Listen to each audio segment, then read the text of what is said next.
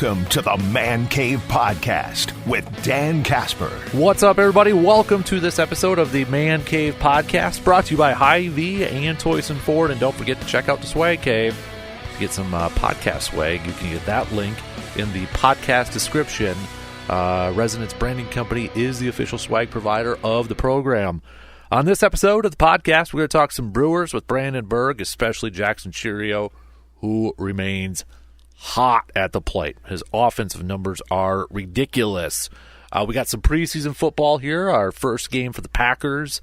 We're going to take a look at as well. So let's Brewers talk with Brandon's going to be in the second half. So let's start off the podcast talking a little Packers preseason football game 1. Oh, we've got our first Packers preseason game coming at you tomorrow, taking on the Cleveland Browns. One of three games here. So this is our first glimpse for some people out there, seeing the team and maybe seeing some of the youngsters in action and such. So, I don't care about wins or losses in this preseason game. In preseason, I hope nobody really cares about wins or losses when it comes to the preseason. I think, the main thing we're hoping is that everybody stays healthy. They get through these games healthy, and we see, guys getting better, getting an opportunity to improve their game and to maybe win a job, to earn a job for this team. So for me, I'm looking at individual players. I'm not looking at scheme. I'm not looking at, how Jeff Hafley's calling plays or Matt LaFleur's calling plays or anything like that. It's going to be a lot of base stuff out there. But it'll be kind of interesting to see, maybe a 4-3 base now. And we'll see if Rashawn Gary, Preston Smith, and those guys, how much action they actually get in, Kenny Clark and that. But nonetheless, obviously paying attention to the new kickoff rule and see how that kind of flows and trying to get used to that or get adjusted to that. But in terms of like certain players, the players that I'm going to be watching the most are going to be players that are involved in position battles, are players that are maybe trying to fight for a spot, or the youngsters, and getting our first glimpse of those guys in action. Obviously, I think kicking is going to be one of those. This might be a situation, too, where Green Bay, they'd settle for a lot of field goal attempts just to see their kickers in action here. But you look at that. Is it Anders? Is Anders, going to have a few opportunities and really, really make a case to keep that job? Or is it Greg Joseph, the veteran? Is he going to be able to be, that guy that says, you know what, I've won this job. Got to give it to me. Is it between those two guys? Is it between the new kid that they brought in just a couple days ago from Oklahoma State, was in the UFL? Yeah, it was Jonathan Garibay. Was it Jonathan Garibay? That's one of them that they brought in for a workout and such. But no, Alex Hale. Excuse me, Alex Hale. Oklahoma State's Alex Hale. So Jonathan Garibay is the guy that they brought in for a workout, but Alex Hale was over there too. So, but nonetheless, you're looking at the kicking battle. You're looking at the kicking situation, and I don't mind if we get a lot of field goal attempts. They got to figure this thing out. I want somebody to run away with this job. I don't want a couple of average performances and you're stuck trying to pick between, well, this guy was about 70% of camp and this guy was like 71% through camp. I want somebody just to run away with this job and make an easy decision. So you're looking at that. I'm looking at the back end of the wide receivers, specifically around that 5-6 spot. We know Romeo, we know Watson, we know Wicks, and we know Jaden Reed. Those are your top 4 wide receivers. But then it's like 5, 6. I don't think they keep 7. But Malik Heath, guy that was an undrafted kid last year, made the team. I think he's, if we're to power rank him, if you will, I think he's number 5 right now. And then after that, Samori Torre, who's been around for a few years, really hasn't maybe either gotten that opportunity to take that jump or just hasn't taken advantage of that or hasn't taken that jump yet. And then you got Grant DuBose, who they spent a mid-round pick on a couple years ago. So I'm looking at the back end of that wide receiving group. And then you got Bo Melton. I didn't even mention Bo Melton into this equation here, too. Is it Bo Melton or is it Malik Heath as that fifth wide receiver? And then, 6, 7, because I don't think they'll keep 7 wide receivers. Now, I know they have in the past. I don't think they will. I'm looking at maybe at 6. So right now, I think your leaders in the clubhouse, again, besides the obvious ones of Watson, Romeo, and Dontavian, and Jaden Reed, you're looking at Bo Melton and Malik Heath. So that means Grant might be out and Samori Torre might be out. But can those guys make it a difficult decision on Goody and the coaching staff? Can they go out there and have some games and maybe knock off Malik Heath off that 6th spot, 5th spot, or Bo Melton, or whatever the case may be? But the back end of the receivers I'm looking at for these games. You're looking at running backs. Josh Jacobs, we know the guy is going to be that guy. But Marshawn Lloyd, this is going to be our first glimpse, outside of what we've seen at practice. And he missed some practice time here too, so we didn't get to see a whole lot over there. But, there's this talk. Could he take over the number 2 running back spot from A.J. Dillon? But A.J. Dillon, from all accounts, from everybody saying, best shape of his life, looks really good in camp. He's going to get plenty of opportunities in preseason to showcase why he shouldn't be a cap casualty. You throw in Emmanuel Wilson, who, again, was a guy last year we saw in the preseason, like, oh, yeah, we got to keep that guy. So assuming Green Bay is going to keep 3 running backs, maybe they keep 4. But if they keep 3, is it Wilson, the odd man out? But what if Wilson performs better than A.J. Dillon? Could A.J. Dillon be the odd man out? We know Josh Jacobs and Lloyd are going to be the guys. But maybe pay attention to a little bit. I still think it's going to be A.J. Dillon.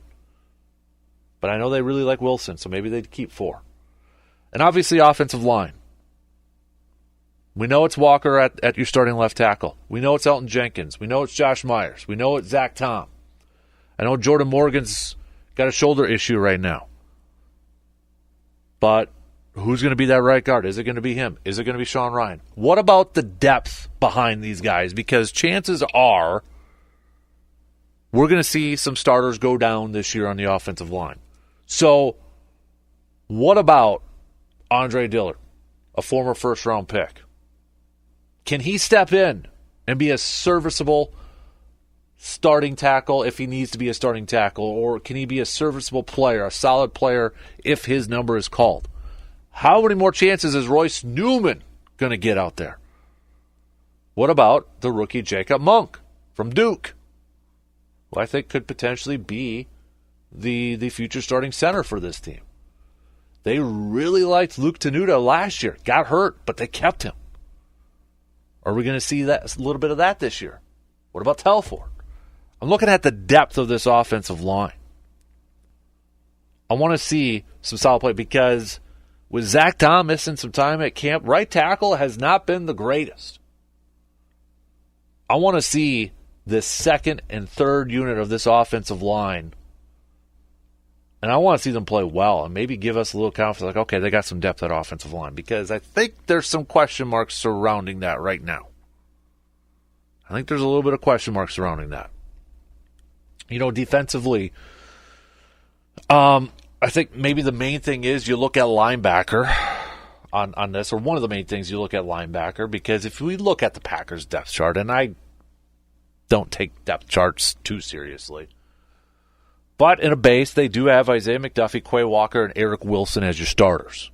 Who's missing out of there? It's the rookie Cooper. But this is going to be our first glimpse of Edgerrin Cooper. He looks fast. He looks like a really, really freak athlete out there. Could he work his way into that starting lineup? Or are we going to open up the season with those guys in a base? How does Quay Walker look in a new position?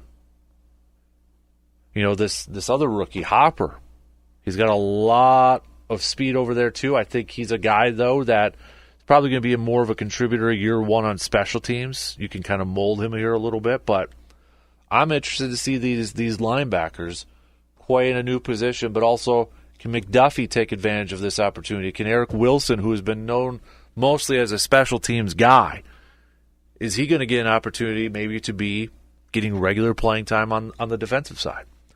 And then I think, you look at safeties as the other big one over there. We know Xavier McKinney is the main guy.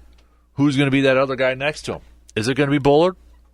Evan Williams has been having a really good camp too, the rookie out of Oregon. Anthony Johnson Jr., rookie from last year, has been having some good days here too. I think we know the top 4 safeties within this group. The question is there really another... Is that other safety job outside of Xavier McKinney? The question is that truly open for competition, or is it still going to be Javon Bullard, who was the higher pick? Is Evan Williams really pushing him for that spot? I've got no problem with competition for playing time and for a spot on here. So you're looking at safeties, the corners, Jair, Eric, Keyshawn. We know those are the 3. But I'm really excited to see Kalen King now in action. Ever since he was drafted, he was like the target for a lot of Packers fans. 7th-round pick. Ooh, could have been an earlier pick, maybe even a first-round pick the year before. Fell down in the draft. I think everybody's excited to see number 34 out there, Kalen King from Penn State, to see what they got with him, because we've heard, after the draft process, a lot of praise about him. Now we're going to see him in action. He's my pick for the Lindsey Pipkins preseason player to, annual preseason player to watch list. I want to see Kalen King go out there and ball out. We know, though, it's Stokes, it's Valentine, it's Jair, it's Keyshawn Nixon as your top 4. We know that. In a base defense, if we go nickel, it's still those 3. It's Jair, it's Stokes, it's Nixon. But does Corey Ballentine finish off the year with the team last year? How does he look this year? All right, let's switch gears here, and we're going to take a quick break. We'll bring in Brandon Berg, and we're going to talk plenty of Brewers and Jackson Chourio coming up after these quick words. Summer is in full swing. Are you stocked up and prepared? With the kids staying home this summer, family vacations planned, and ball games to go to, your pantries and cupboards are probably looking a bit bare these days. Save money and stock up this summer by doing your shopping at Hy-Vee in Eau Claire. Not only will you be able to get the best deals on the best items in the area, you can do some extra savings with Hy-Vee's fuel perks. Save money on groceries and gas. That's a win-win situation. So what are you waiting for? Get the shopping at Hy-Vee in Eau Claire today. We're getting set for another busy travel season, vacations, taking our kids to all their games and activities, and you need a proper vehicle to get you to where you're going, and safely. That's where Toyson Ford can help you. Toyson Ford will go the extra mile to provide you with compelling options for new and used car shopping. They will gladly work with you on financing no matter what your budget may be. They're committed to giving drivers across the Chippewa Valley the best in customer service. Check them out for yourself. Visit Toyson Ford in Chippewa Falls today and check out their website, toysonford.net. Jackson Chourio, again, another hit right now. So I will go back to our preseason predictions, and one of them was, I remember one of them was, what was the question? Is Jackson Chourio going to be a disappointment? No, it was. I think it was, for us, it was 2 separate things. Okay. One, it was we had our over/under at batting average for Chourio, which was 250. We both said under. I figured it was going to be around 240. Yep. And the other thing was just biggest disappointment in general. Yep. And I think you had said it, but with a caveat to it. It wasn't like he's going to suck, he's going to be terrible. It was, the perception was for a lot of people, because of the bar was so high that people were going to be disappointed. He is blowing it out of the water right now, Brandon. Right. It's not just been a month. We're going on month 3 now of what he is doing offensively at the plate. Right. Since the start of June 1st, Jackson Chourio's hitting 335, 380 on base, slugging 541. I mean, what do you say? Like, at this point, Yeah. if you want to look, that that average is 5th in baseball amongst all people that have had enough at bats. Obviously, the people in front of him: Bobby Witt Jr., who's having an awesome year with the Royals; Aaron Judge, who we know is awesome; Vlad Guerrero Jr., who's has really putting together a good year; and Yanyer Diaz from Houston. Mm-hmm. So, I mean, he is picked up at the time, and it's kind of the trajectory he's taken. It's kind of I would say it's kind of predictable. Obviously, nobody here thought he would be doing what he's doing right now, but Right. he got off to a decent start, and then he struggled. Yep. He's 20 years old. Obviously, this gets brought up a lot, but it's still like you almost can't say it enough. I think 20 years old, but also with the pressure of that huge contract right The pressure away. of that huge contract. You figure that and I'd seen it I wish I had his name in front of me, but a gentleman that does studies like prospects, does prospect work for pro baseball, had brought up the point that to put this into perspective, he said on his list of top 500 prospects, Jackson Chourio is younger than 75% of them. Jackson Chourio, at the age of 20, most 20-year-olds are playing with single A, or maybe if they're really good in advance, they're playing with the Wisconsin Timber Rattlers. Yeah. He is punishing Major League pitching right now. If there's anyone at the start of the year that was kind of, maybe you don't know a lot about the minor leagues and all that stuff, and you're like, well, why are they giving this young guy, all this money? This is why. Because you could see this at times throughout his minor league career, and you had to grade on a curve because he was going up against people that were 2, 3, 4, 5 years older than him. Right. He would be like a second or third year college player right now. Just think of that. Think about that. He could be like a sophomore at Duke. Duke. That's the first college I thought of for whatever reason. Or he could be a sophomore in Minnesota or Northwestern or LSU or wherever. If that was the path instead of he was an international signing. So I'll go on this hill because I have the last couple of days. Why is he not getting more attention? He's not going to win it. Paul Skeens is going to win. Barring something unforeseen, Paul Skeens will be your National League Rookie of the Year. And he's had a great year, so I'm not going to say that that's wrong. But yesterday I was looking at the odds. He had 8th best odds for National League Rookie of the Year. And I don't want to take away you had who's the shortstop from the Cardinals was on there. Mason Wynn. I'm sure Shota Imanaga is on there. There's a lot. There's been a lot of really there's been a lot of really good rookies this year. I think part of it was probably he got off to a slow start. Part of it's going to be, let's be honest, playing in Milwaukee. He's playing on a first place team. He is. He is. And he's a big factor why they're in first place. If he continues this or a very similar trajectory, I think it'd be a much different conversation a month from now. But really, like you said, it's he was there opening day. First couple weeks were good, and then he had a month. Because there was talk, would they send him down because Pat Murphy benched him a little bit. And I think you could give them a lot of credit for the approach they took because they could have. But what they did was, if you look at kind of his games played in May, he had a stretch where he didn't play very much. And I think that kind of gave him a chance to reset and work on things. Pro sports, and especially baseball, it's a constant tinkering game. Because I think Pat Murphy said at that time, too, he's got to learn to be a pro. Yeah. And he talked about, preparing and listening to, Willie Adames, William Contreras. Yep, the BP beforehand. Yeah, those guys, Christian Yelich. Listen, from what everyone said, he's been very good at that. Just kind of listening, taking it all in. Okay, these are pros playing at a high level. What do they do? How do they conduct themselves? That kind of stuff. And it speaks to not only the talent but the makeup. Because if you're in that spot, if you're getting paid that money and you get off to a slow start, it'd be easy to get frustrated and get down on yourself. And I'm sure he was frustrated, but it never showed. Right. You never saw signs of slamming bats or throwing helmets or anything like that. And that just he seems like he's someone that's kind of wise beyond his years a little bit. He's 20, but he kind of conducts himself like he's 28. Right. Yeah. The cool thing, and it might be minor, but I don't think I've ever seen him not with a big smile on his face. Whether he's walking up to the plate or when he makes a catch in the outfield, he's got this big grin. And life is pretty good in baseball right now for him. Yes. But the kid is having a good fun out there where, how many times we've seen examples of a 20-year-old who gets a huge payday and maybe doesn't live up to it or struggles or just a young player in general that the pressure, the stress kind of gets to him. And look, there's going to be times he struggles again. It's not like he's just this is who he is for the next 10 years. But if he was the fact that he worked through it at 20, has to bode well for when it happens again that he can work through it. Because if nothing else, he can look back and say, "Look, this is I've struggled before. Baseball's a struggling sport. You get to the end of the year, if someone's hitting 300, I guarantee you they were a 300 hitter all 6 months. Right. 1 month or 2 months, they probably hit 210 or 220. You have great months, you have bad months. Right. It's and I love the dynamic that it looks like sometimes he has with Willie Adames, when he'll hit a home run. And he comes off and Willie won't high-five him, but it's all, it's that sort of dynamic. Kind of like the older brother dynamic. Yeah, exactly. So it's been a much-needed one, too, without Christian Yelich in that lineup.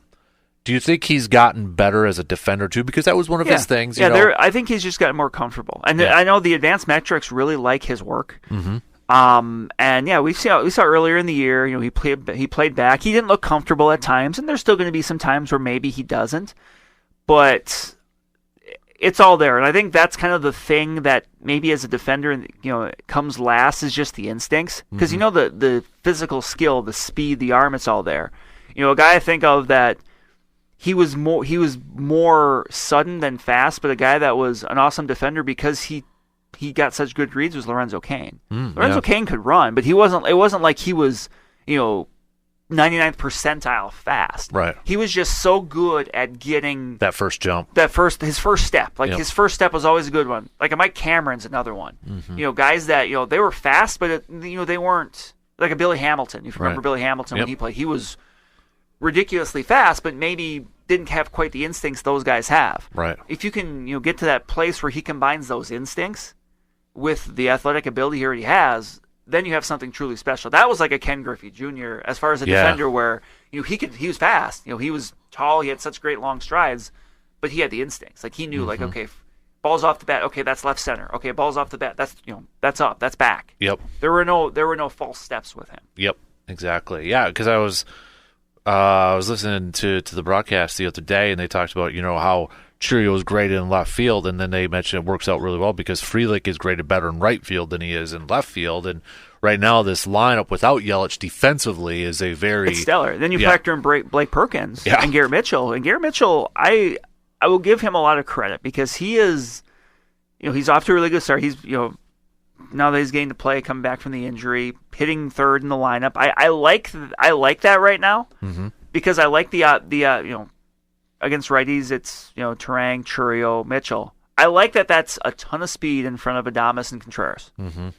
And, you're going to have guys, I'm sure they love it because if they got a guy, even if they got a guy on first base, you hit one in the gap, they're probably scoring. Right.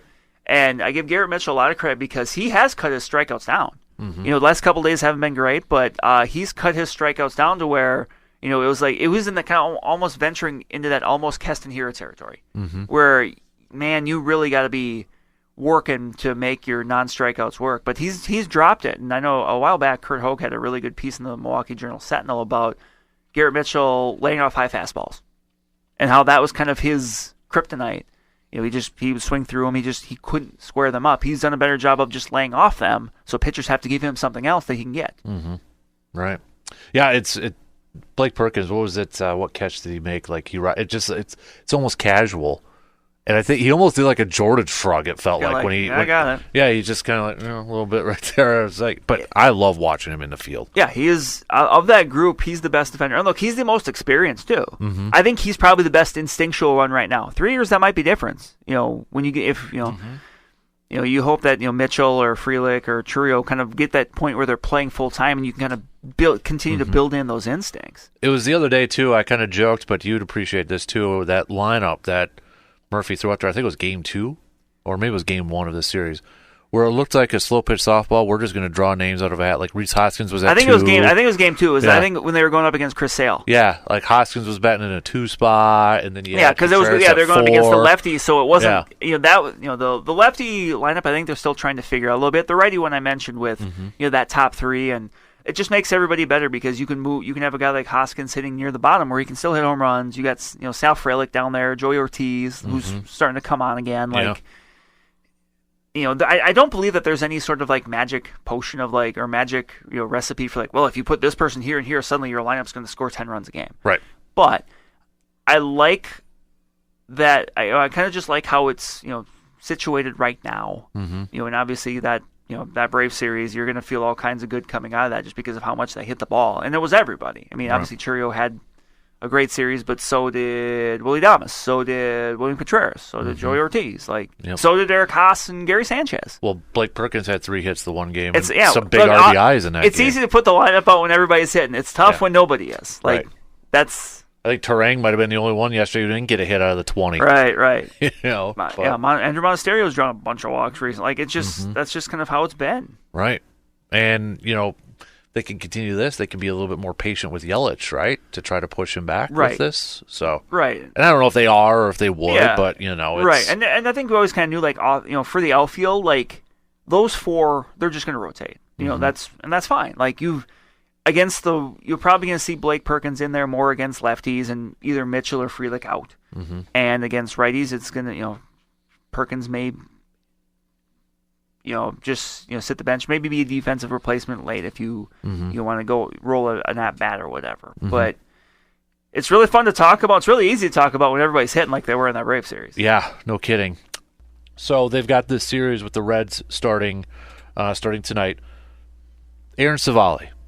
He hasn't, I mean, I guess if we break it down by month, his July month had a lower ERA than any other month so far this year. It was still 4.29.